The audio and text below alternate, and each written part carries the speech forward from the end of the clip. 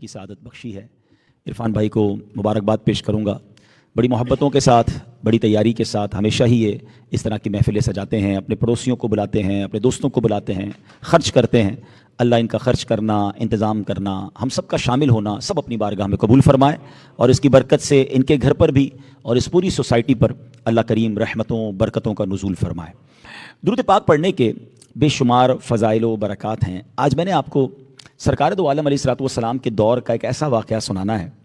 حدیث پاک میں یہ واقعہ موجود ہے، اور اس واقعے سے جہاں سرکار دو عالم علیہ الصلوۃ والسلام کا کمال، نبی پاک کی شان ہم پر واضح ہوگی، مزید اس کے ساتھ ساتھ ہمیں درود پاک جو لوگ نہیں پڑھتے، دیکھیں نا، نارملی ہم درود پاک کے فضائل سنتے ہیں، اور جب فضائل سنتے ہیں تو کچھ لوگ اس کو گرانٹڈ لے لیتے ہیں کہ ٹھیک ہے پڑھ لیا تو ٹھیک ہے، نہیں پڑھا تو کوئی پرابلم نہیں۔ مگر آج آپ کو اندازہ ہوگا کہ درود پاک پڑھنا کتنا ضروری ہے اور نہ پڑھنا کے کانسیکوینسز کیا ہیں۔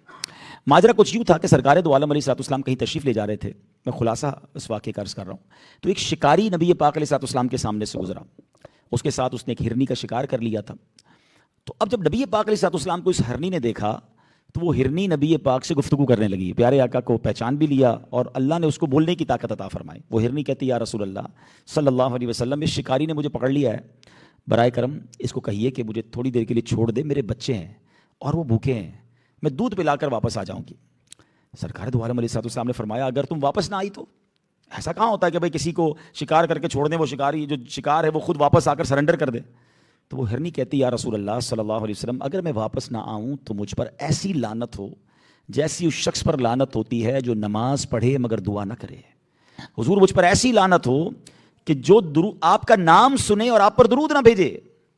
پیارے آقا علیہ الصلوۃ والسلام نے اس ہرنی کے جو مالک تھا، شکاری تھا، اس سے کہا اس کو چھوڑ دو، یہ تھوڑی دیر میں واپس آ جائے گی۔ کہا حضور کیسے، میں کیسے چھوڑ دوں، کیا گارنٹی ہے؟ فرمایا میں ضامن ہوں۔ نبی پاک علیہ السلام نے ذمہ داری لی، اس شکاری نے ہرنی کو چھوڑ دیا۔ آج تک دنیا میں ایسا نہیں ہوا ہوگا کہ کسی جانور کو، کسی شکار کو پکڑا جائے اور اسے چھوڑا جائے اور واپس آ جائے۔ ہرنی دوڑتے دوڑتے غائب ہو گئی، تھوڑی دیر ہوئی تو واپس ہرنی آتی ہے اور اپنے آپ کو سرنڈر کر دیتی ہے۔ اچھا، اب یہاں تک تو واقعہ بڑا کمال کا ہے، مگر اس کی اور خوبصورتی جب بڑھ جاتی ہے کہ حضرت جبریل امین حاضر ہوتے ہیں اور حاضر ہو کر عرض کرتے ہیں، یا رسول اللہ صلی اللہ علیہ وسلم، جتنا یہ ہرنی اپنے بچوں سے محبت کرتی ہے، یا رسول اللہ آپ کا رب اس سے زیادہ آپ کی امت سے محبت فرماتا ہے۔ یا رسول اللہ، جس طرح یہ ہرنی لوٹ کر آئی ہے، اللہ قیامت کے دن آپ کی امت آپ کی طرف لوٹا دے گا۔ جبریل امین رب کا سلام بھی لے کر آئے اور یہ پیغام بھی لے کر آئے۔ واقعہ تو پورا ہو گیا، لیکن یقین کریں میں اگر آج کوئی اور بیان نہ کروں، میں صرف اسی واقعے کے ایک ایک پوائنٹ کو ڈسکس کرتا چلا جاؤں۔ وہ کہتے ہیں پرت ب پرت، اس میں اتنے سارے میسیجز ہیں، اگر ہم شروع سے سٹارٹ کریں کہ اس ہرنی نے پیارے آقا علیہ السلام کو یہ نہ کہا کہ مجھے چھوڑ دیں، میں گرفتار ہوں، مجھے جان چھڑا دیں میری، نہیں، اس کنڈیشن میں بھی اسے اپنے بچوں کا خیال تھا۔ اور یہ ہوتی ہے ماں، کہ ماں بستر مرگ پر بھی ہو تو اس کو مرتے وقت بھی خیال یہ آتا ہے کہ میرے بعد میرے بچوں کا کیا ہوگا، اس کو یہ نہیں فکر ہو رہی ہوتی میرا کیا ہو رہا ہے۔ ہر صورت میں ماں کو بچوں کی فکر اور بچوں کی ٹینشن ہوتی ہے، مگر کیا بچوں کو اپنی ماں کی فکر ہوتی ہے؟ ماں باپ بچوں کے لیے جیتے ہیں، مگر کیا بچے بڑھاپے میں ان ماں باپ کا سہارا بنتے ہیں؟ پہلی بات، کاش اس واقعے سے پہلا سبق تو ہم یہ لیں کہ ہم اپنے ماں باپ کی قدر کریں، بالخصوص ماں کا ادب زیادہ کریں، ماں کی خدمت زیادہ کریں۔ پھر اس کے بعد سیکنڈلی، جب نبی پاک علیہ الصلوۃ والسلام کا اس میں کیسا کمال ظاہر ہو رہا ہے کہ اللہ پاک نے سرکار دو عالم علیہ السلام کو کیسی کیسی برکتوں سے نوازا کہ جانور کی گفتگو بھی سمجھ رہے ہیں، لسننگ اور انڈرسٹینڈنگ پاور دیکھیں، اور پھر اس سے گفتگو بھی فرما رہے ہیں۔ یہ نبی پاک کا کیسا معجزہ ہے۔ روایتوں میں آتا ہے جو شکاری تھا نا، یہ مسلمان نہیں تھا اور نبی پاک کو جانتا بھی نہیں تھا، مگر یہ گفتگو دیکھ کر، یہ کمال دیکھ کر بعد میں معلومات لی اور کچھ عرصے بعد کلمہ پڑھ کر مسلمان ہو گیا۔ یہ الگ کمال ہوا۔ تیسری بات، اس ہرنی نے جو پرومس کیا، اس میں جو اس نے بات کہی، کتنی خطرناک بات کہی کہ حضور اگر میں آپ سے وعدہ پورا نہ کروں، واپس نہ آؤں، تو مجھ پر ایسی لعنت ہو جیسی اس شخص پر لعنت ہوتی ہے کہ نماز پڑھے اور دعا نہ کرے۔ آج ہمارا کیا حال ہے؟ ہم نے دعا کو بڑا آرڈنری سمجھ لیا ہے، لوگ دعا بھی نہیں کرتے، مسجد میں دعا ہو رہی ہوتی ہے لوگ چلے جاتے ہیں چھوڑ کے۔ تو ایسا نہ کریں، ہمیں یہ سمجھنا ہوگا کہ کمال دیکھیں نا، اب میں اور آپ دعا نہ کر کے کس کا نقصان کر رہے ہیں؟ اپنا ہی نقصان کر رہے ہیں نا۔ مانگتے تو اللہ عطا فرماتا ہے، ادعونی استجب لکم، مانگو میں تمہیں عطا کروں گا، اللہ کا قرآن میں وعدہ ہے۔ لیکن کمال دیکھیں رب کا کہ جو دعا نہیں کرتا رب اس سے ناراض ہو جاتا ہے۔ دنیا میں مانگنے والا اچھا نہیں لگتا، اور اللہ کی بارگاہ میں جو نہ مانگے وہ اچھا نہیں لگتا۔ کمال ہے نا۔ کریم کی شان دیکھو کہ جو جتنا مانگتا ہے جو جتنی دعا کرتا ہے اللہ کو اتنا پسند آتا ہے. ہائے ہائے تو کریم ہی جو ٹھہرا, تو کرم کے کیا ٹھکانے, تو نوازنے پہ آئے تو نواز دے زمانے. یعنی وہ رب کریم چاہتا ہے کہ مجھ سے مانگا جائے, مگر لوگ تیار نہیں ہیں مانگنے کے لیے. ہم دنیا والوں سے مانگ رہے ہوتے ہیں, دنیا سے ہیلپ مانگ رہے ہوتے ہیں, فیورز مانگ رہے ہوتے ہیں, منتیں کر رہے ہوتے ہیں, ترلے کر رہے ہوتے ہیں, اور جہاں سے اعلان مانگو مجھ سے میں عطا کروں گا, ادھر مانگنے کا ہمارے پاس ٹائم نہیں. اور نماز کے بعد بالخصوص whenever you pray, نماز یاد رکھیے جو قبولیت دعا کے ٹائمنگز ہیں نا, ان میں ایک بڑا کمال کا وقت ہے کہ آپ نماز کے بعد دعا کریں. یعنی آپ اس کو یوں سمجھیے, جب بھی آپ کو کوئی دعا کرنی ہو نا, میں آپ کو ایک فارمولہ بتا دیتا ہوں. آپ پہلے کوئی نیکی کریں, جب بندہ نیکی کرتا ہے نا اللہ کی رحمت متوجہ ہو جاتی ہے. آپ 2 رکعت نفل پڑھ لیں, کہتے ہیں صلاۃ الحاجات پڑھ کے دعا کرو, صدقہ کر کے دعا کرو, ہیں پہلے درود پاک پڑھ لیں, پہلے نیکی کریں. جب آپ نیکی کرتے ہیں نا اللہ کی رحمت آپ کی طرف متوجہ ہو جاتی ہے. کہتے ہیں نا پیاری اچھی اچھی وائبز آنا شروع ہو جاتی ہیں, پازیٹیوٹی آنا شروع ہو جاتی ہے, برکتیں آنا شروع ہو جاتی ہیں. اب دعا کریں. تو نماز تو سب سے بڑی بات ہے, اور بالخصوص اگر آپ نے جماعت سے نماز پڑھی ہے, اب تو ایک خاص وقت ہے دعا کا, لیکن سلام پھیرتے ہی لوگوں کو بھاگنے کی پڑی ہوتی ہے. نہ کریں ایسا, دعا کریں, مانگیں, یہ وقت ہے مانگنے کا. ابھی آج کا دن جمعے کا گزرا نا, جمعہ is very special day for supplication, دعا کے لیے کمال کا دن ہے. حدیثوں میں آتا ہے جمعے میں ایک گھڑی ہے, اس میں جو دعا مانگی جائے وہ دعا قبول ہو جاتی ہے. اچھا وہ گھڑی کون سی ہے تو وہ بھی بتا دی گئی, اس کا بھی اشارہ دے دیا ایک حدیث میں. پیارے آقا علیہ الصلوۃ والسلام کا فرمان جس کا مضمون ہے کہ جمعے میں جس گھڑی کی تلاش کی جاتی ہے وہ عصر اور مغرب کے درمیان, اور ایک روایت کے مطابق جو غروب آفتاب سے تھوڑا پہلے کا وقت ہے نا, یعنی مغرب سے سمجھ لیں 20 منٹ 25 منٹ پہلے آپ بیٹھ جائیں, بس یہ سمجھ لیں لاٹری لگی ہوئی ہے آپ کی, مانگی جائیں جو مانگنا ہے. اب اس وقت آپ نارملی کام کاج میں ہوتے ہیں, جمعے کو وقت نکالیں. بالکل اسی طرح علماء فرماتے ہیں ایک کال یہ ملتا ہے کہ جب امام 2 خطبوں کے درمیان بیٹھتا ہے تو وہ جو وقت ہے نا, یہ بغیر منہ ہلائے بغیر زبان ہلائے دل ہی دل میں آپ نے مانگ لینا, یہ خاص مانگنے کا وقت ہے. تو انسان کو تو وہ ٹائمنگ تلاش کرنے چاہیے, وہ مقام تلاش کرنے چاہیے. ہمیں بتایا جا رہا ہے اور ہم تیار نہیں ہیں. یا تو ایسا ہو نا ہماری کوئی تمنا ہی نہیں ہے, ہمارا کوئی پرابلم ہی نہیں ہے, پھر تو خیر ہے. اچھا پرابلم نہیں بھی ہے تو بخشش تو چاہیے نا, جنت میں تو جانا ہے نا, وہ تو ہماری بڑی پرابلم ہے کہ ہمیں گارنٹی تھوڑی مل گئی ہم جنت میں جائیں گے. تو مانگو نا جنت مانگ لو, لیکن مسائل کا انبار ہے اور مانگنے کا ٹائم نہیں ہے. کیا کہا حضور, واپس نہ آؤں تو ایسی لعنت ہو جیسی اس پر لعنت ہوتی ہے کہ وہ نماز پڑھے اور دعا نہ مانگے.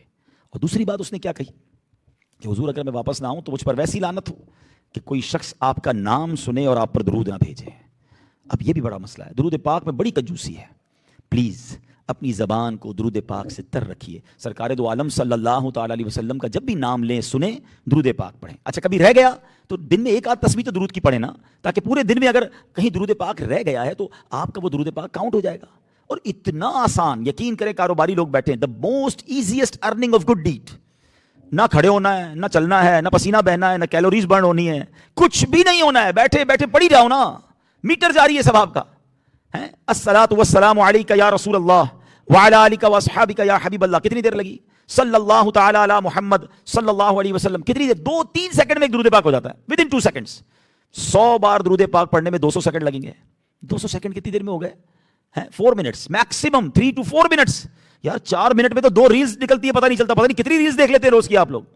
گھنٹوں موبائل پر گزارنے کا ٹائم ہے, 4 منٹ 100 بار درود پاک پڑھنے والے کی فضیلت حدیث میں کیا آئی کہ اس کی پیشانی پر لکھ دیا جائے گا یہ بندہ دوزخ کی آگ سے بری ہے, یہ نفاق سے بری ہے, ود ان 4 منٹس. یار بتاؤ دنیا میں کیا ملتا ہے 3-4 منٹ میں؟ سبحان اللہ کہیے, سبحان اللہ, الحمدللہ, اللہ اکبر. 10 سیکنڈ نہیں لگے.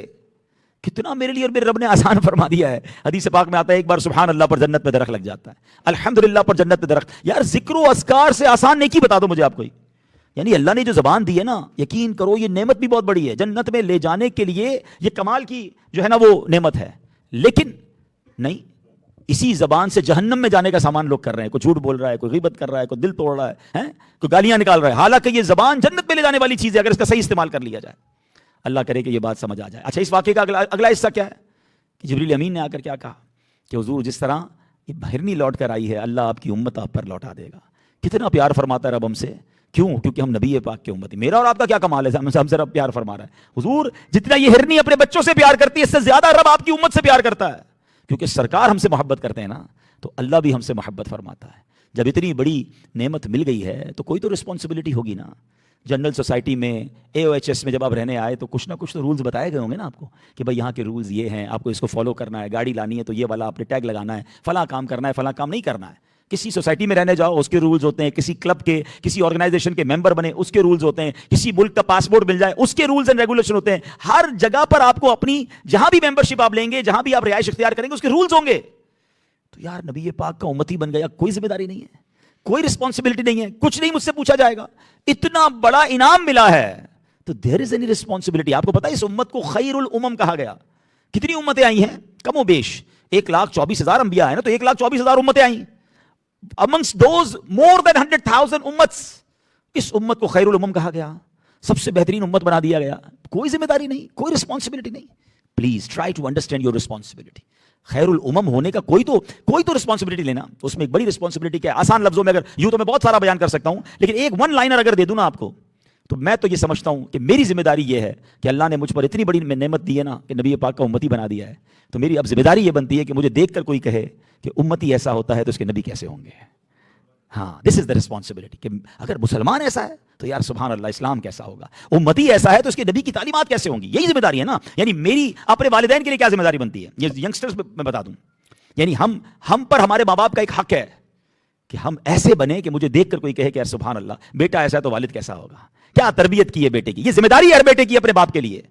انفارچونیٹلی اولاد کو دیکھ کے لوگ کہتے ہیں ایسی تربیت کی ہے بچے کی, ایسا بیٹا ہے, کیا سکھایا اس کے ماں باپ نے. یعنی میری بدعمالیوں کی وجہ سے میرے ماں باپ کو کوئی برا بھلا کہے, تف ہے یار. مرے ہوئے ماں باپ کو لوگ برا بھلا کہتے ہیں کیونکہ بیٹا دنیا میں لوگوں کو تنگ کر رہا ہوتا ہے.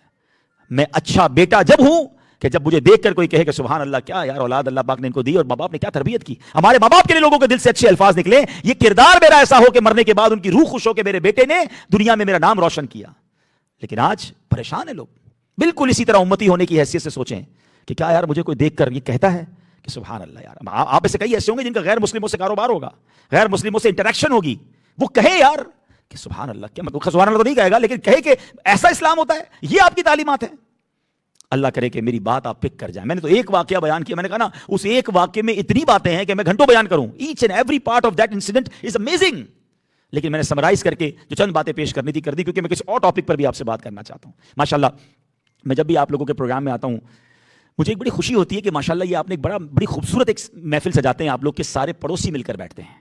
تقریباً آپ لوگ ایک دوسرے کے پڑوسی ہیں, سوسائٹی کے لوگ ہیں, اور یہ بہت اچھی بات ہے کہ اپنے پڑوسیوں کے ساتھ, اپنے قریب رہنے والوں کے ساتھ ایک اللہ رسول کے ذکر کی محفل سجائی جائے اور اچھا میسج دیا جائے. Congratulation for all of you جو یہ انتظام کرتے ہیں. نایاب بھائی ماشاءاللہ اس میں بڑا کردار ہے, عرفان بھائی اور بھی لوگ ہیں, حسان بھائی اس میں کردار ادا کرتے ہیں. اللہ آپ سب کو جزائے خیر عطا فرمائے. اور آج میرا ٹاپک بھی یہی ہے.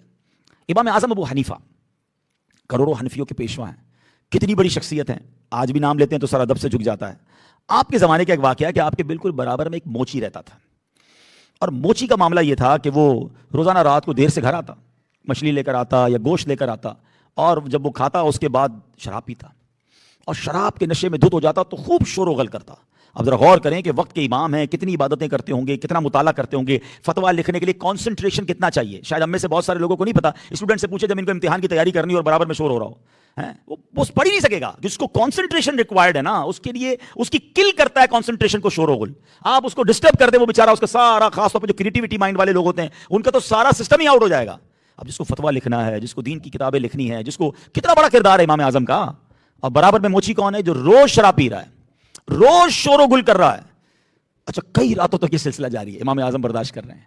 ایک وقت ہوا کہ ایک رات ہمسائے کی آواز نہیں سنی. اچھا ہم جیسا کوئی بندہ ہوتا کہتا جان چھوٹی, لگتا ہے مر گیا, جان چھوٹ گئی. امام اعظم کہہ رہے بندہ کدھر گیا, آج اس کی شور کی آواز کیوں نہیں ہے. Try to understand the mindset. آپ نے معلومات کی کہ بھائی یہ کیا ہوا, یہ پڑوس سے آج کوئی شراب پینے کے بعد کوئی شور و غل کی آواز نہیں, کوئی غل گپاڑا نہیں. تو پتہ چلا صبح کسی نے بتایا کہ کل رات اس کو شراب پی کے کہیں نکلا ہوگا, سپاہیوں نے پکڑ لیا اور لے کر اس کو بند کر دیا. اچھا پھر ہم ہو تو کیا کہیں, چلو بھائی جان چھوٹی.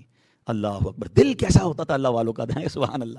آپ پہنچ گئے کوتوال کے پاس, امام اعظم خلیفہ کے پاس پہنچے. جیسے ہی خلیفہ کو پتہ چلا کہ امام اعظم ابو حنیفہ میرے پاس ہے, وہ دروازے پر آیا اور آپ کی سواری کی لگام, اگر اونٹ پر تھے تو اس کی لگام تھامی, بڑے ادب سے شاہی دربار میں لایا. کہ حضور آپ نے کیوں کرم کیا؟ آپ کہتے میں آپ کے پاس حاضر ہو جاتا. اتنا بڑا مرتبہ تھا امام اعظم کا. امام اعظم فرماتے میرا ایک موچی کسائی تھا, موچی میرا پڑوسی ہے, اور رات تمہارے سپاہیوں نے پکڑ لیا ہے, میں اس کی آزادی کے لیے آیا ہوں. اس کی آزادی کے لیے امام اعظم خلیفہ کے پاس پہنچ گئے. تو خلیفہ کہتا ہے حضور آپ آرڈر بھجوا دیتے, آپ یہاں تک آ گئے. حضور صرف اس کو نہیں, کل رات جتنے لوگ پکڑے سب کو آزاد کر دیتا ہوں. آپ نے قدم رکھے میرے پاس, سارے قیدی آزاد کر دیے اس نے. امام اعظم نے موچی کو لیا اور واپس گھر کی طرف. اللہ اکبر, آپ سوچیں اس موچی کا کیا حال ہوا ہوگا. امام اعظم فرماتے ہیں کیا میں نے کوئی تمہیں تکلیف دی آج تک؟ کہتا حضور آپ نے تو تکلیف نہیں دی, آپ نے تو احسان کیا ہے, میری مدد فرمائی ہے. اللہ عز و جل آپ کو اس کی جزا دے. آپ نے پڑوسی ہونے کا حق ادا کیا, اور اس کے بعد اس نے سچی توبہ کی, گناہوں سے باز آیا, شراب سے توبہ کی اور عبادت گزار بندوں میں شامل ہو گیا. ہائے ہائے ہائے, یہ ایک واقعہ ہے. مگر کیوں کیا امام اعظم نے ایسا؟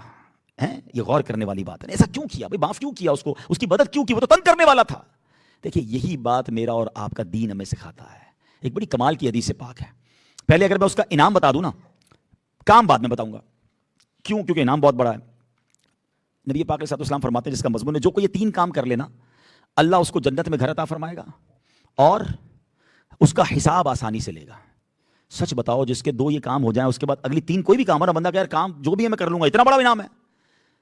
چلو میں آپ کو دنیاوی لحاظ سے سمجھاتا ہوں. اگر آج عرفان ناز بھائی بڑے بلڈر ہیں ماشاءاللہ, اللہ ان کو اور نوازے, سمجھانے کے لیے کہہ رہا ہوں, اعلان یہ نہیں کر رہے میں ان کی طرف سے اگر اعلان کر دوں آج کہ بھائی میں 2 یا 3 کام بتاؤں گا, عرفان بھائی کہہ رہے ہیں جو یہ 3 کام کر لے اس کو جنرل سوسائٹی میں پلاٹ مل جائے گا. آپ بولیں گے کام جو بھی حضرت پلاٹ بتائیں کون سا ہے؟ 3 کام کے بعد پلاٹ, وہ بھی جنرل سوسائٹی میں.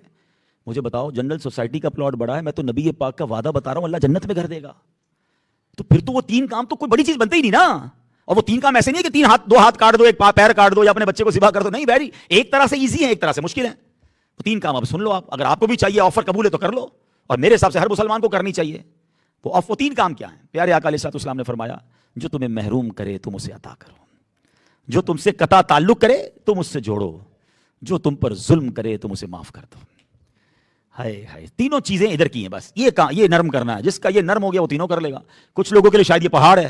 ارے بھائی کیسے چھوڑ دوں, میں تو انتظار میں بیٹھا ہوں, میں تو بدلہ لینے کے لیے بیٹھا ہوں, جان لے لوں گا اس کی, چھوڑوں گا نہیں.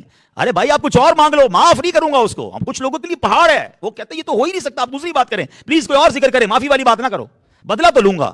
شاید ان کے لیے بہت بڑی چیز ہے.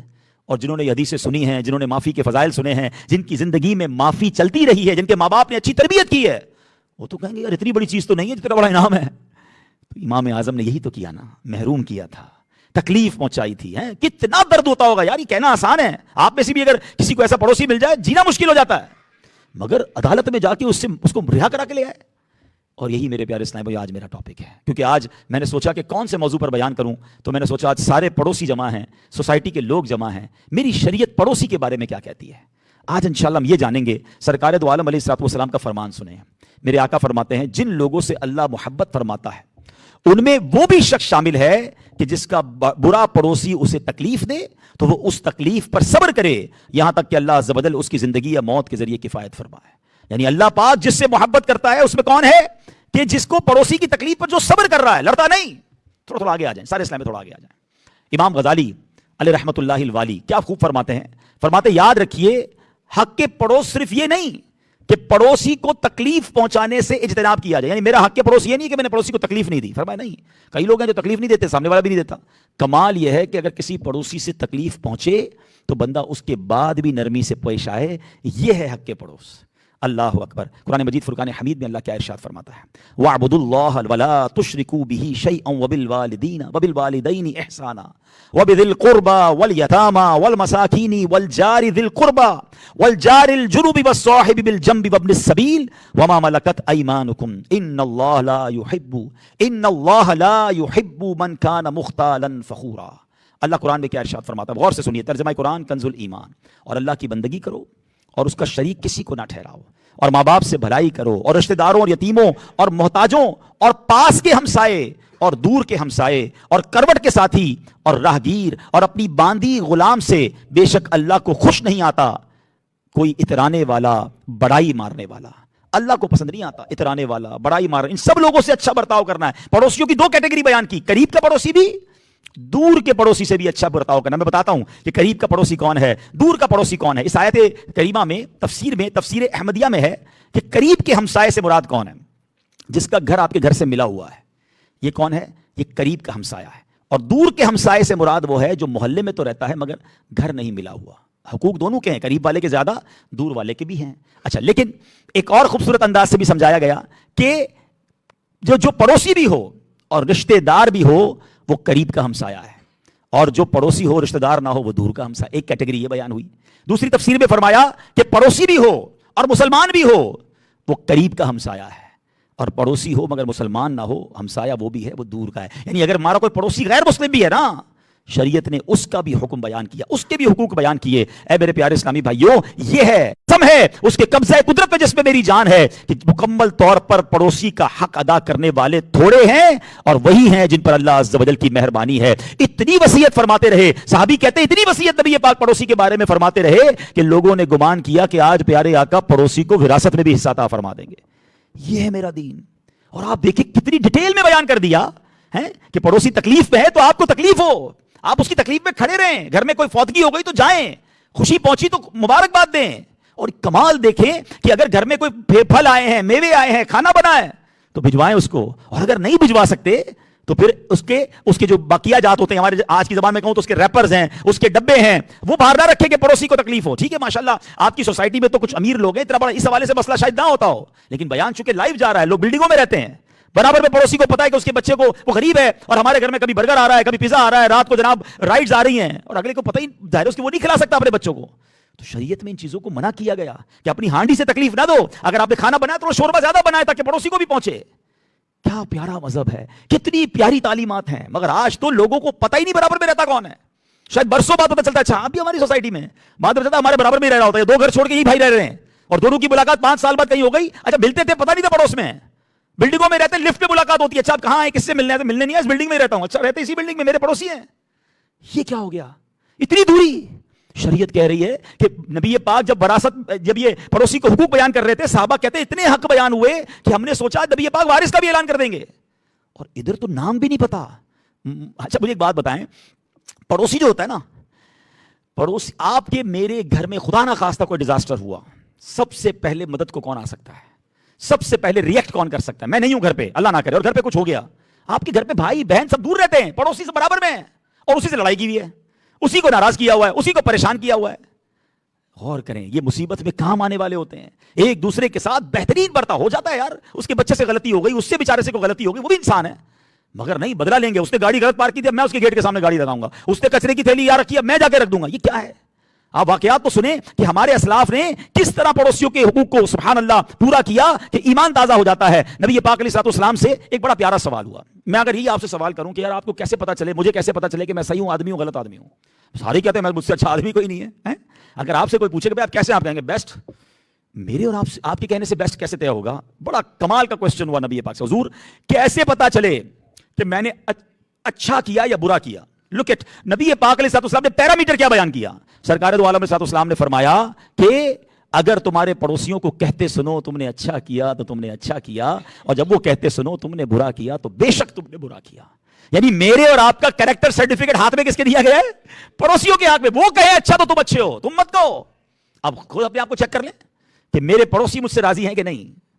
ہمارے اسلاف کے غیر مسلم پڑوسی انہیں دیکھ کر کلمہ پڑھ لیتے تھے, ساڈا مسلم پڑوسی پریشان ہے. سوچے تو صحیح یار, حالانکہ مسلمان پڑوسی اس کا ڈبل حق ہو گیا نا. آپ نے سنا کہ اگر مسلمان بھی ہے پڑوسی بھی ہے اس کا حق ڈبل ہے, اگر غیر مسلم پڑوسی ہے پھر اس کا ایک حق ہے. لیکن ہمارے تو عموماً مسلمان پڑوسی ہوتے ہیں, مگر بعض اوقات بڑی تکلیف میں ہوتے ہیں, فکر ہی نہیں ہوتی. ہم بار والوں پر نوازشات کر رہے ہوتے ہیں اور دور دور کا جنازے میں جا رہے ہوتے ہیں. کیوں؟ اچھا وہاں بھی فارمیلٹی ہوتی ہے یار, وہ جانا ہے, کیوں نہیں جاؤں گا, برا لگ جائے گا. ہمارا تو جنازہ بھی فارمیلٹی ہے, ہماری عیادت ثواب کی نیت نہیں ہے یار, نہیں جاؤں گا. اچھا کچھ لوگ تو ایسے ہیں کہ جنازے میں جا کر ہاتھ ملا کے نکل بھی جاتے ہیں. جنازے میں ٹائم ہوتا ہے نا, میرا اصل تو تصویر منہ دکھانا تھا, وہ دکھا دیا, باقی ہو گیا. سوئم میں کب جائیں گے؟ جب آخر میں جب سب ختم ہو جائے گا, لائن لگے گی, اس وقت پہنچ جائیں گے. کیونکہ لائن لگ کے ہاتھ ملا کے حاضری لگانی تھی, قرآن تھوڑی پڑھنا تھا, ایصال ثواب تو کرنا نہیں تھا.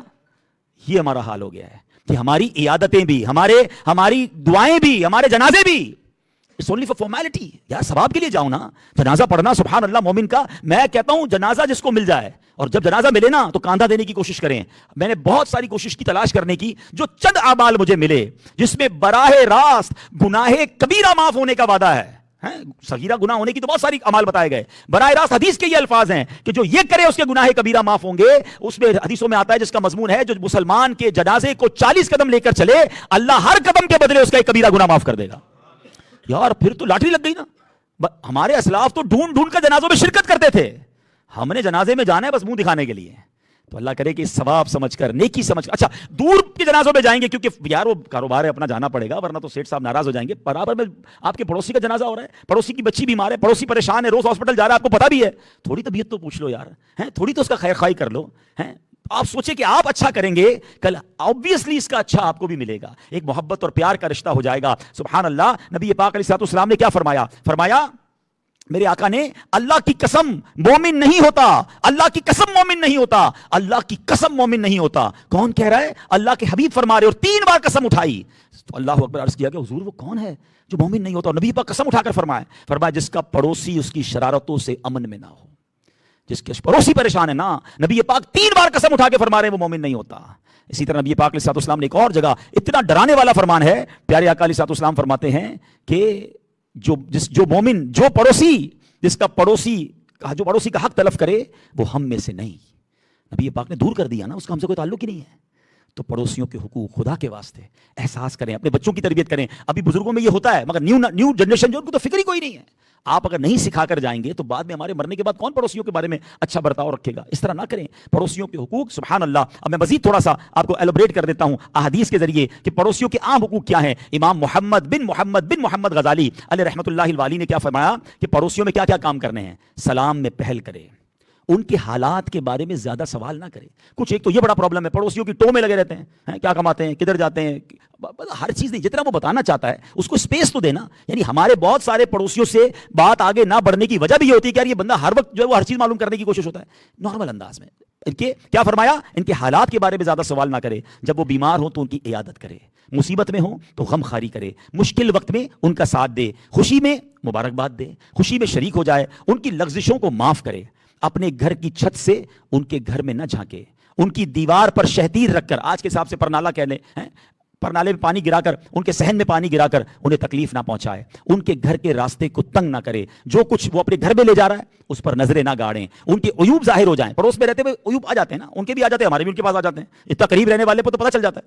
عیوب ظاہر نہ کرے. انہیں کوئی حادثہ ہو جائے فوراً مدد کرے. پڑوسیوں کی غیر موجودگی میں ان کے گھر کی حفاظت میں غفلت نہ کرے. ان کے خلاف کوئی بات نہ سنے. ان کی عورتوں کے سامنے نگاہیں نیچی رکھے. ان کی اولاد کے ساتھ نرمی سے گفتگو کرے. دین و دنیا کے معاملے میں, جس بھی معاملے میں ان کو رہنمائی درکار ہے, بندہ ان کی رہنمائی کرے. یہ ہے پڑوسیوں کے حقوق. اپنے آپ کو ہم چیک کر لیں. نبی پاک علیہ الصلوۃ والسلام کی بارگاہ میں ایک عورت کا حوال لائے گئے کہ حضور ایک عورت ہے, بہت صدقہ و خیرات کرتی ہے, مگر پڑوسی بڑے پریشان ہیں. آقا نے فرمایا وہ جہنم میں ہے. حدیث کا خلاصہ ہے کہ حضور ایک عورت ہے, صدقہ خیرات زیادہ نہیں کرتی, نفلی عبادتیں زیادہ نہیں کرتی, پڑوسی بڑے راضی ہیں. آقا نے فرمایا وہ جنت میں ہے. اس کا مطلب کیا ہوا؟ نفلی عبادتوں میں لگے رہو اور پڑوسیوں کو تکلیف پہنچاؤ, یہ اسلام کو ریکوائرڈ نہیں ہے. اچھا میں ایک بہت باریک جملہ کہنے جا رہا ہوں, اللہ کرے میری بات آپ پک کر لیں, مزہ آ جائے گا آپ کو. اسلام سے جو دور لوگ ہیں نا, جو لبرل لوگ ہیں یا ماد اللہ اسلام مخالف طاقت ہیں, آپ نے سوشل میڈیا پہ باتیں سنی ہوں گی کہ یار اسلام جس معاشرے میں آتا ہے نا, وہاں ڈیفیکلٹی بہت آ جاتی ہے, وہاں وائلنس آ جاتا ہے, وہاں اسٹرکٹنس آ جاتی ہے, وہاں سختی آ جاتی ہے. کئی لوگ اسلام کو پراپرلی پڑھا نہیں ہے, دور سے رہ کر ایسی باتیں کر رہے ہوتے ہیں. اب مجھے ایک بات بتائیں, میں پڑوسی کے ساتھ اچھا سلوک کروں, اس میں اللہ کی کون سی عبادت ہے؟ کوئی سجدہ ہے؟ بتائیے نا. کوئی قرآن کی تلاوت کر رہا ہوں میں, کوئی نمازیں پڑھ رہا ہوں. پڑوسی مجھے اچھا کہہ دے, مجھے اللہ جنت میں بھیج دے گا, لیکن اللہ کی کون سی عبادت کی میں نے؟ غور کیجئے گا. اور یہ ایک بات نہیں ہے, میں نے یہ پورے ٹاپک پر بیانات کیے ہوئے ہیں, لیکن میں 4-5 آپ کو باتیں بتاتا ہوں. میں کسی کو تحفہ دوں, شریعت مجھے ثواب دیتی ہے. میں ایثار کر دوں کسی پر, اللہ مغفرت فرما دیتا ہے. میں کسی کی غلطی کی معاف کر دوں, اللہ مجھے جنت میں گھر عطا فرماتا ہے. اس میں عبادت کون سی ہے؟ میں کہ مسکراتا ہوں, مجھے صدقے کا ثواب مل رہا ہے. میں رشتہ داروں کے ساتھ اچھا سلوک کرتا ہوں, اللہ میری لمبی عمر کر دیتا ہے. اس میں اللہ کی کون سی عبادت ہے؟ آپ اگر غور کرتے چلے, میں قرض دوں, مجھے صدقے سے زیادہ ثواب مل رہا ہے. میں اللہ کو قرضہ تو نہیں دے رہا, بندے کو دے رہا ہوں, اور اللہ کو قرضہ دے کون سکتا ہے؟ مگر مجھے بتانا چاہ رہا ہوں, یہ 100-200 اعمال بنیں گے اگر اس کی لسٹ بنائی جائے. ان تمام اعمال میں کوئی اللہ کی بظاہر عبادت نہیں ہے, نہ سجدہ ہے, نہ تلاوت ہے, نہ جناب طواف کر رہا ہوں, نہ روزہ رکھ رہا ہوں, مگر مجھے جنتیں مل رہی ہیں, مجھے نیکیاں مل رہی ہیں, اجر مل رہا ہے. کیوں؟ اللہ اکبر. دس از دا بیوٹی آف اسلام. اسلام یہ چاہتا ہے کہ بندے رہیں تو پیار سے رہیں, محبت سے رہیں, درگزر سے رہیں, ایک دوسرے کا ہاتھ پکڑ کے رہیں, پڑوسی کا خیال رکھ کے رہیں, رشتہ داروں کو ٹیک کیئر کریں. ارے جنہوں نے اسلام پڑھا نہیں ہے وہ یہ باتیں کرتے ہیں کہ اسلام کے ذریعے معاشرے میں مشکل آتی ہے. خدا کی قسم, آپ ایک محلے میں پراپر اسلام نافذ کر دیں, وہ دنیا کا سب سے بہترین محلہ بن جائے گا. لوگ ایثار کرنے والے, معاف کرنے والے, پڑوسی کا حق رکھنے والے, بیمار کی عیادت کرنے والے, ایک دوسرے کو درگزر کرنے والے بن جائیں. اور اس سے اچھا پیسفل معاشرہ کون سا ہوگا؟ ہم غیر مسلموں کے معاشرے کی مثال دیتے ہیں. ارے جناب ادھر جب موقع ملتا ہے نا تو چوری کرتے انہیں بھی دیر نہیں لگتی. آپ نے دیکھا ہوگا ممالک میں کبھی لائٹ چلی جائے, کبھی کوئی سسٹم بیٹھ جائے, وہ بڑے سے بڑا ایٹیکیٹ والا جنٹلمین چور بنا ہوا نظر آتا ہے. اٹ مینس قانون نے ان کو روکا ہوا ہے. اگر ہم اسلام کو اپنے دل میں نافذ کر لیں تو انشاءاللہ مسلمان کا خیر خواہ بنے گا. اور دنیا کا سب سے بہترین معاشرہ اسلام کو امپلیمنٹیشن کرنے کی وجہ سے آتا ہے. صرف پڑوسیوں کے حقوق کی آپ بات دیکھیں کہ اسلام کس پیارے انداز میں. اچھا صرف یہ نہیں کہا کہ مسلمان پڑوسی کا خیال رکھو, ارے ہمارے اسلاف نے تو غیر مسلموں کے ساتھ ایسا برتاؤ کیا کہ آج تاریخی مثالیں موجود ہیں. حضرت مالک بن دینار رضی اللہ تعالیٰ عنہ کمال کے بزرگ ہیں. آپ کا پڑوسی, ابھی آپ نے امام اعظم کا واقعہ سنا نا, اب حضرت مالک بن دینار کا واقعہ سنیں. ان کا پڑوسی بھی یہودی تھا. ایک روایت کے مطابق آتش پرست تھا. وہ کیا کرتا تھا, ڈیلیبریٹلی, ایک تو اچانک سے ہو گیا, جانتے بوجھتے اس نے ایک پرنالہ لگایا ہوا تھا اور روزانہ اپنے گھر کی گندگی حضرت مالک بن دینار کے گھر میں بھیجتا تھا. روزانہ آپ پانی ڈالتے صاف کر لیتے, پانی ڈالتے صاف کر لیتے. تو تھوڑے دنوں بعد دروازے پر آیا کہ حضرت میں تو اس لیے ڈالتا تھا کہ آپ جھگڑا کریں گے, آج کریں گے, کل کریں گے, کوئی لڑائی نہیں, کوئی ریٹیلیشن نہیں, آپ کو تکلیف نہیں ہوتی؟ کہا تکلیف بہت ہوتی تھی. پھر کیا کرتے تھے؟ پانی ڈال کے دھو لیتا تھا. غصہ نہیں آتا تھا؟ غصہ بھی آتا تھا. پھر رپلائی کیوں نہیں دیتے تھے؟ کہا ہمارے رب نے قرآن میں فرمایا ہے والکاظمین الغیظ والعافین عن الناس واللہ یحب المحسنین, اور غصہ پینے والے اور لوگوں سے درگزر کرنے والے اور نیک لوگ اللہ کے محبوب ہیں. اللہ اکبر. وہ یہودی کہتا ہے کہ اتنا پیارا مذہب ہے, آپ یہ میرے گھر کی گندگی کو پانی بہا کر بعد میں دھوئیے گا, پہلے دل کی گندگی کو دور کریں. کلمہ پڑھ کر مسلمان ہو گیا. یہ تھے ہمارے اسلاف. ایسے بنو نا کہ مجھے دیکھ کر کوئی کہے کہ امتی ایسا ہے تو آقا کیسے ہوں گے. حضرت بایزید بستامی, کتنا بڑا نام ہے, رحمت اللہ تعالی علیہ. ان کا ایک غیر مسلم پڑوسی تھا, کہیں سفر پر چلا گیا, اس کے نیا بچے, چھوٹا بچہ پیدا ہوا تھا بھی, وہ بچہ روز روتا. تو بیوی سے پوچھا یہ بچہ, پڑوسی کا بچہ کیوں روتا ہے؟ کہ حضور اس کے گھر میں لائٹ نہیں ہے. اس زمانے میں چراغ ہوتے تھے, بچہ اندھیرے کی وجہ سے روتا ہے. حضرت بایزید کیا کرتے, روزانہ چراغ میں تیل بھر کر اس پڑوسی کو بھجواتے, روزانہ بھجواتے تاکہ بچہ خاموشی سے سو جائے. جب وہ غیر مسلم پڑوسی سفر کر کے واپس آیا تو بیوی سے کہا کہ ماجرا, بیوی نے واقعہ سنایا کہ تو آپ تو چلے گئے, بچہ روتا تھا, برابر میں مسلمانوں کے جو شیخ تھے وہ روز تیل بھر کر چراغ بھیجتے ہیں. کیا پیارا جواب دیا اس نے, کہ جب بایزید کا چراغ ہمارے گھر میں آ گیا ہے, ایسی روشنی آ گئی ہے, چلو اپنے دل کو بھی نور اسلام سے جگمگا لیتے ہیں. کلمہ پڑھ کر مسلمان ہو گیا. یہ اچھے سلوک کا یہ فائدہ ہے. مگر سوال یہ ہے کہ میرے اخلاق سے, میرے کردار سے میرا پڑوسی راضی ہے؟ اگر پڑوسی راضی نہیں نا تو یاد رکھنا رب بھی ناراض ہو جائے گا. میرے پاس واقعات تو بہت سارے ہیں, کاش یہ بات ہمیں سمجھ آ جائے کہ ہم نے بھی اپنے پڑوسی کے ساتھ جو ہے نا بہترین سلوک کرنا ہے. حضرت سہل تستری کا آخری واقعہ سن لیں. یہ تو کمال کی بات کی انہوں نے, یعنی لیول دیکھیے ان کی صبر کا اور اللہ کی رضا پر راضی رہنے کا. حضرت سہل تستری کا ایک پڑوسی تھا. آپ کے غیر مسلم کے جو ہے نا واش روم میں ایک سوراخ تھا, برابر میں گھر تھا, اس نے واش روم میں ایک سوراخ کیا اور اس سے نجاست جو ہے حضرت سہل تستری کے گھر میں گرتی تھی. آپ روزانہ اس گندگی کو ایک کونے میں جمع کرتے اور صاف کر دیا کرتے. کچھ عرصے بعد آپ بیمار ہو گئے تو آپ نے اپنے پڑوسی کو بلایا. کہتے ہیں بھائی دیکھو تم روز گندگی بھیجتے ہو نا, میں تو صاف کر لیتا ہوں, اب میں ہو گیا ہوں بیمار, مجھے ڈر یہ ہے کہ جب میرا انتقال ہو گیا نا تو میرے وارث تم سے لڑیں گے, وہ برداشت نہیں کر سکیں گے. میں تو برداشت کرتا رہا لیکن میں نہیں چاہتا کہ تم سے جو ہے نا میرے بچے لڑیں, تو ایسا کرو نا کہ آپ اب یہ کام میرے مرنے کے بعد مت کرنا, میں نہیں چاہتا میرے بچے میرے پڑوسی سے لڑیں. اللہ اکبر. وہ کہتا ہے ایسا آپ کا دین ہے کہ آپ کو یہ بھی ٹینشن ہے کہ میرے سے آپ کے بچے نہ لڑیں. تو کلمہ پڑھ کر مسلمان ہو گیا. کاش. بخاری شریف کی ایک حدیث ہے اور وہ جس کو کہنا کہ صرف پڑوسی کے لیے نہیں, ہر مسلمان کے لیے, کہ نبی پاک علیہ السلام فرماتے ہیں کہ بہترین کامل مومن وہ حدیث کا خلاصہ ہے کہ جو اپنے لیے پسند کرے وہ اپنے دوسرے مسلمان بھائی کے لیے پسند کرے. زندگی کا یہ فارمولہ بنا لیں کہ جو مجھے پسند ہے نا میرے لیے, میرے ساتھ کوئی بدتمیزی نہ کرے, مجھے کوئی ظلم نہ کرے, مجھ سے دھوکہ نہ کرے, مجھ سے بڑی آواز میں بات نہ کرے, غلطی ہو جائے تو میری بات کو معاف کر دے, میری معذرت کو مانے تو صحیح. ایگزیکٹلی. آپ بھی تو دوسروں کے لیے ایسا کریں نا کہ جب آپ چاہتے ہیں آپ کے ساتھ دھوکہ نہ ہو, آپ دھوکہ نہ دیں, آپ کو لگتا ہے آپ سے کوئی جھگڑا نہ کرے, آپ کامل مومن ہونے کی نشانی ہے. بس یہ ایک ون لائنر اگر حدیث یاد ہو جائے نا کہ جو آپ چاہتے ہیں آپ کے ساتھ ہونا, بس آپ چاہیں وہی دوسرے کے ساتھ. میرے ساتھ اچھا ہو جائے اگلے کا بیڑا غرق ہو جائے, میرا آئٹم بک جائے اگلے کا بے شک کنٹینر برباد ہو جائے. نہیں, یہ سوچ نہیں ہونی چاہیے. کر بھلا تو ہو بھلا. آپ دوسروں کے لیے اچھا سوچیں, اللہ آپ کے لیے اچھا کر دے. اور ہمارے اسلاف ایسے تھے. مولانا ضیاء الدین مدنی رحمۃ اللہ تعالی کے بارے میں آتا ہے, پہلے انہوں نے ایک بار واقعہ سنایا کہ پہلے کے مدینے کے لوگ کیسے ہوتے تھے. ایک بندہ ایک کپڑے کی دکان پر گیا, کہتا حضور کپڑا چاہیے. اس نے کہا کپڑا تو ہے میرے پاس, مگر صبح سے میری سیل بہت اچھی ہو گئی ہے. اس سامنے جو میرے بھائی کی دکان ہے نا, میں دیکھ رہا ہوں صبح سے فارغ بیٹھا ہے, آپ ایسا کریں یہ والا آرڈر اس سے لے لیں.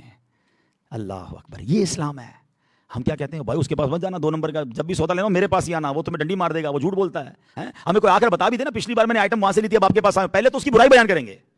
ارے اللہ کے بندو, کسی کا برا کہہ کر آپ کا مال نہیں بکنا. اللہ نے جو آپ کے نصیب میں لکھا ہے وہ مل کر رہے گا. ہاں, یہ جو مارکیٹ میں ایک دوسرے کی جو جیلسی چل رہی ہوتی ہے اس سے کوئی فائدہ نہیں, ہم اپنا بربادی کر رہے ہوتے ہیں. اسلام یہ ہے کہ جو اپنے لیے پسند کرتے ہیں وہ اپنے بھائی کے لیے. آپ کا رزق کوئی نہیں چھین سکتا یار. लोग बाजू का टेंशन में आ जाते हैं, यार मेरी दुकान के बराबर में मेरी आइटम की दूसरी दुकान खुल गई है, ओहो तीसरी भी खुल गई और चौथी भी खुल गई। अक्लमंद बिजनेसमैन कहते हैं काम बढ़ जाएगा। अगर एक ही चीज की कई दुकानें खुल जाएं तो ग्राहक ज्यादा आते हैं, मार्केट बन गई ना। अब जिनको कपड़ा चाहिए वो इसी मार्केट में आएगा, आपका भी काम बढ़ जाएगा। आप ये क्यों सोचते हो कि बराबर वाला मेरा रिस्क ले जाएगा? ऐसा नहीं होता। आप ये देखो ना, जाते हैं जर्मनी एमटेक्स में जाते हैं, जहां भी जाते हैं तो एक ही हॉल के नीचे 500 लोग एक ही काम कर रहे हैं, तो क्या इनकी वजह से काम कम हो जाता है? ये सब बाहर जाओ, खाली मेरी अब्दुल समद की लगेगी भाई स्टॉल, तो ऐसा तो नहीं होगा भाई। 100 स्टॉल लगेंगे तो 2000 ग्राहक भी आएंगे ना।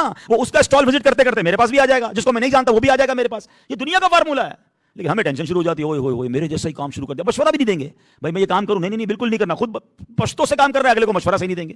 यार आप मशवरा दे दें, आपका नहीं ले जाएगा वो, आपके नसीब का आपके घर पहुंचेगा। और मैंने तो देखा है, वल्लाह देखा है, ये जो बड़ी उम्र के लोग इनसे पूछें, जिस बिजनेसमैन ने अपने बिजनेस की तरह दूसरों को खड़ा किया, सपोर्ट किया, रास्ता दिखाया, अल्लाह ने इसके काम में और बरकत डाल दी है। कोई किसी के हाथ से थोड़ी ले जा सकता है यार। ये छोटे छोटे दिल रखकर अगर हम बैठेंगे हम आगे नहीं बढ़ेंगे। तो दिल बड़े रखें, मुसलमानों का भला सोचें, मुसलमानों की खैर सोचें, रब देने वाला है वो आपको और नवाजेगा। तो बहरहाल हर मुसलमान का भला सोचना है। मगर आज स्पेशल टॉपिक पड़ोसियों के हवाले से है। मैं तो मशवरा दूंगा, मैंने जिंदगी में जब पहली बार ये बयान किया था आज से कुछ साल पहले, खुद बयान के लिए बहुत पढ़ना पड़ता है, मैंने पढ़ा था, अल्हम्दुलिल्लाह मैंने बयान के बाद अपने पड़ोसियों से माफी मांगी थी। मैंने कहा आज तक अगर मेरी वजह से आपका कोई दिल दुख गया तो माफ करो। क्या हो गया आपको? मैंने कहा बस माफ कर दो यार, मैं बहुत कुछ पढ़ के आज आया हूं, क्योंकि पड़ोसी राजी नहीं हुआ, मैं समझा सारी दुनिया मुझसे राजी, और मेरा पड़ोसी मुझसे मेरी वजह से नहीं, मेरे बच्चों की वजह से हो गया होगा, मेरी ज़ौजा की वजह से। औरतें भी तो है ना घर में, औरतें तो फिर कमाल ही होती है ना, देरी नहीं लगाती। तो यही बयान घर में भी सुनाए, अल्लाह करे मेरा बयान ये सही रिकॉर्ड हुआ हो, लाइव हुआ हो, आप ये बयान अपनी फैमिली को बिठा के सुनाएं, क्योंकि आप तो पड़ोसी के साथ अच्छे हैं, आपके बच्चों ने नाक में दम किया हुआ है, आपकी घर वालों ने नाक में दम किया हुआ है, आपके मुलाजिमीन ने बेड़ा किया हुआ है। हम सब यानी कलेक्टिवली हमारी जिम्मेदारी है कि मेरे पूरे घर से मेरे पड़ोसी के घर को तकलीफ ना हो, ये मेरी जिम्मेदारी है। अल्लाह करे ये शरीयत का हुक्म हम समझने वाले बन जाएं, लाइफ इजी हो जाएगी। मैंने देखा है यार कुछ पड़ोसियों में ऐसा प्यार होता है जो भाइयों में प्यार नहीं होता, लेकिन वो इतने सुखी हो जाते हैं कि फैमिली को संभाल लेती है, बच्चे बच्चों के साथ एंगेज हो जाते हैं, जिंदगी के सारे मसाइल आसान हो जाते हैं, क्योंकि पड़ोसी की तरह एक लगता है भाई की फैमिली बराबर में आ गई ना, बिल्कुल घुल मिल के रहते हैं। तो इससे फायदा ही है ना। अल्लाह पाक अल्लाह करे कि दिल में